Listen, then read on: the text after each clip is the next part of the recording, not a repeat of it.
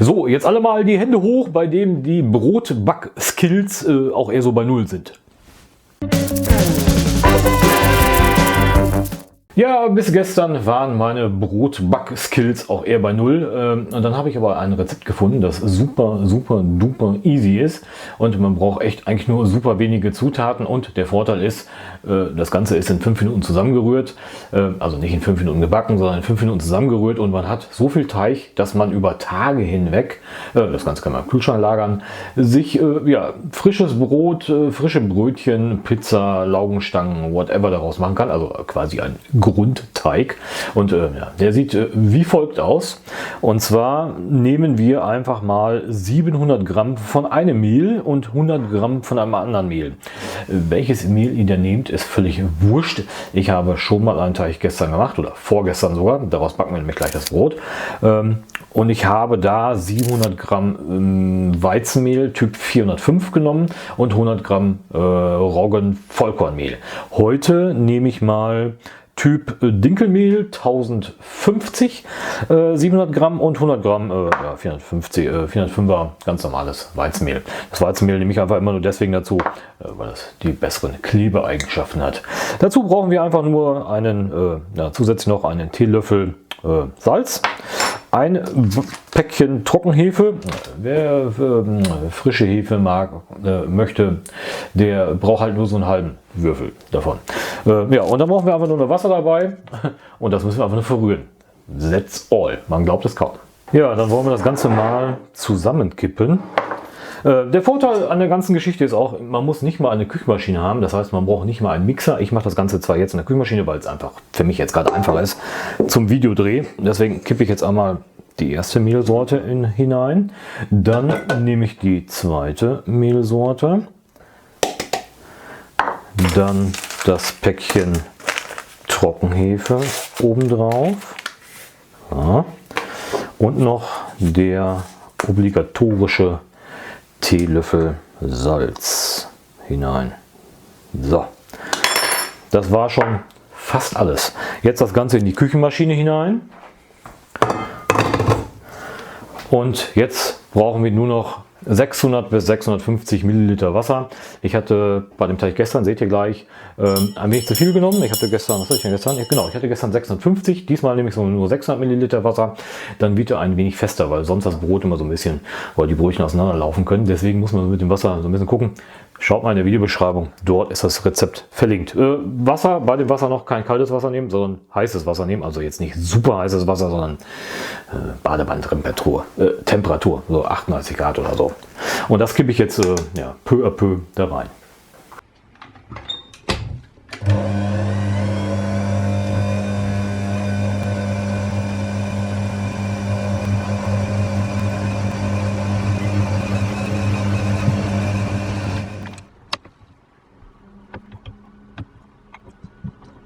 Ja, und das war es dann ja, schon alles eigentlich. Wie gesagt, ihr könnt das Ganze auch mit einem ganz normalen Backlöffel machen oder irgendwie so eine komischen Gummiflitsche hier, sowas hier. Damit geht das auch, denn der Teig, der ist relativ flüssig. Und der ganze Trick an der ganzen Geschichte ist, dass wir das Ganze jetzt in ein hohes Gefäß einfüllen. Ich hole mal den Teig raus, den ich vorgestern schon gemacht hatte. So sieht das Ganze aus. Ich kann mal den Deckel einmal öffnen. Dann seht ihr schon mal gleich, was wir aus dem fertigen Teig für ein Ding machen. So, den Deckel brauche ich nämlich gleich. So sieht der Teig aus. Wie gesagt, immer noch sehr wobbelflüssig. Aber wir füllen erstmal, bevor wir an den Teig gehen, erst in den anderen Teig um. Wichtig hierbei ist, ihr müsst einfach nur ein großes Gefäß müsst ihr haben. Also es sollte so um die 5 Liter, 4 bis halb 5 Liter haben. Das hat einfach den Hintergrund, dass die Hefe ja anfängt zu gären und sonst der im Kühlschrank eine große Sauerei machen kann. Ja, nehmt euer Gefäß, dann können wir den Teig einfach reinfüllen in das Ganze. Wie gesagt, der ist sehr flüssig und klebrig, aber das ist ja auch hier in diesem Fall so gewollt. Rein damit. Und ich sehe jetzt schon gegenüber dem Teig, den ich vorgestern gemacht habe, dass der ein bisschen fester ist, weil ich jetzt 50 Milliliter weniger Wasser genommen habe, was jetzt sehr gut ist für die kommenden Teiggeschichten oder Brotgeschichten, die ich da machen will. So, einmal alles hinein. Und jetzt muss das Ganze einfach abgedeckt, deswegen empfiehlt sich, ein Küchentuch, was auch immer. Wie gesagt, in dem Fall ist es der Vorteil, dass ich jetzt hier einen Deckel für diese Behältnis habt. Ihr könnt aber auch Frischhaltefolie nehmen oder was auch immer. Hauptsache es ist irgendwie abgedeckt. So, hinein damit. Ne, man sieht, der klebt wirklich wie Hölle, der Teig. Und dann soll der jetzt bei Zimmertemperatur, dieser Teig, soll der einfach 2 Stunden so stehen bleiben, damit er ein bisschen hoch geht. Dann kann man ihn ein bisschen absenken lassen und dann kann das Ganze in den Kühlschrank. Und zwar für mindestens 24 Stunden. Kommen wir nun zu dem Teig, den ich vor 2 Tagen gemacht habe. Wie gesagt, immer noch sehr flüssig.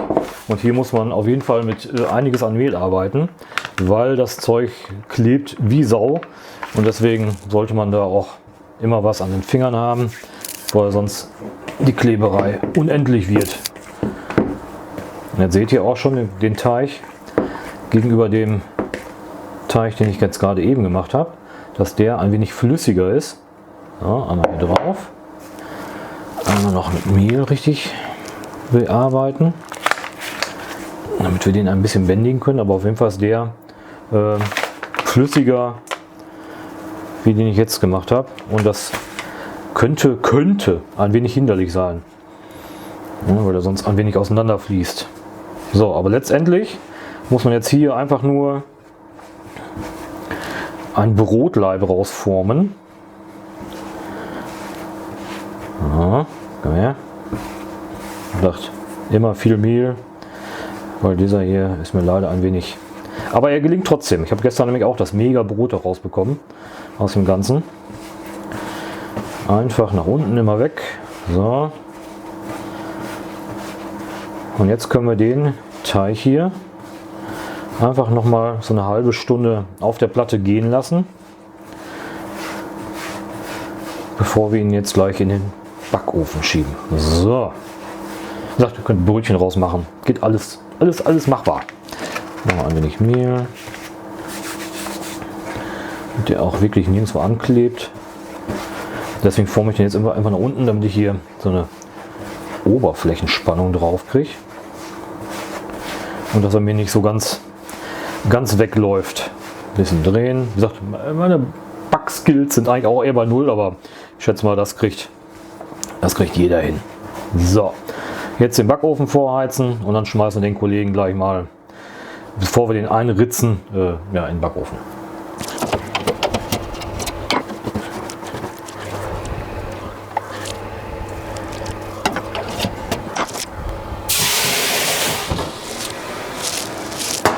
Jetzt gibt es verschiedene Möglichkeiten, wie ihr das Brot backen könnt.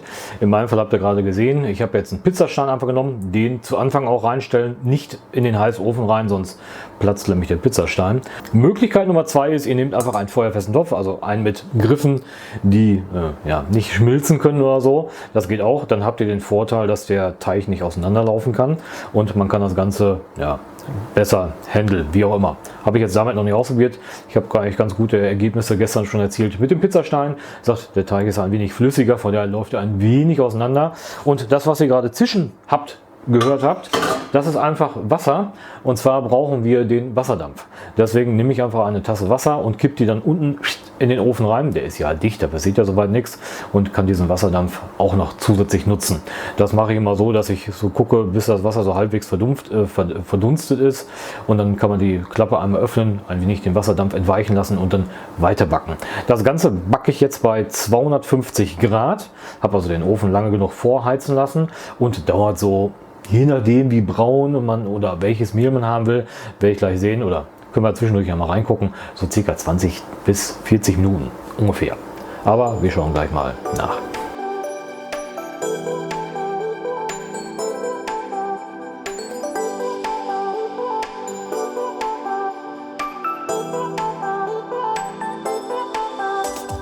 Ja, das Brot ist fertig, aber bevor wir uns das jetzt angucken, beziehungsweise ich das aus dem Ofen raushole, das ist noch schweineheiß, schauen wir uns mal eben den Teig an, den ich vorhin gemacht habe.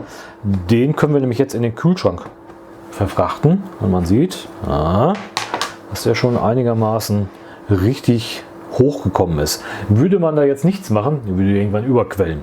Deswegen einfach mal eben einmal ein wenig senken, das Ganze, bevor wir das Ganze in den Kühlschrank verfrachten. Man sieht, was geholfen hat, ist auf jeden Fall, dass ich weniger Wasser genommen habe und dass er jetzt ein wenig fester ist, aber trotzdem immer noch sehr klebrig. Aber ich will jetzt erstmal nur einmal das Ganze verkleinern, damit er mir im Kühlschrank nicht so schnell eine Riesensauerei macht.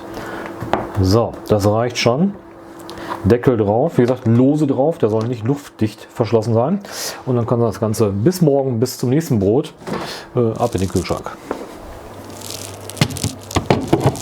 Kommen wir aber nun zu dem Akteur von heute und holen ihn mal eben aus dem Backofen raus. So, raus mit dir. Tada! So. Na, das sieht ja schon mal mega aus. Mega aufgegangen und obwohl ich keinen Topf genommen habe, sieht es echt gut aus.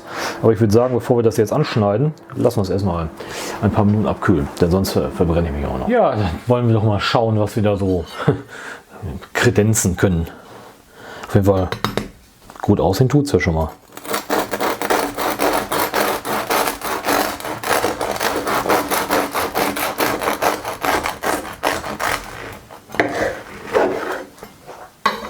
Ja, grundsätzlich gibt es ja da nichts zu meckern. Das sieht genauso aus wie gestern auch.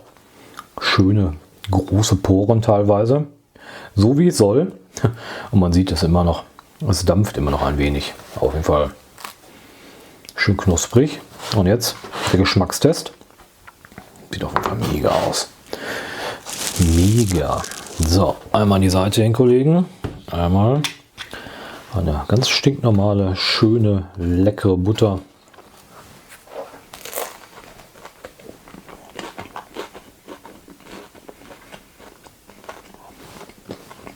Dinkelmehl. Boah, schmeckt das gut. Vor allem so leicht warm aus dem Backofen.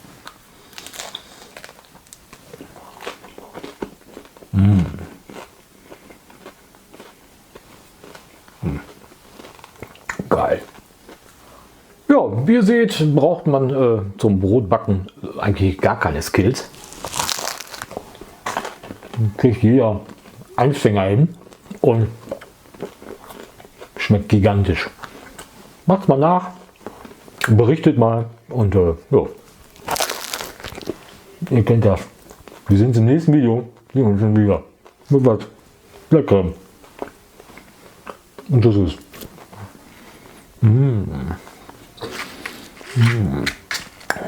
Einfach mit Butter. Krass.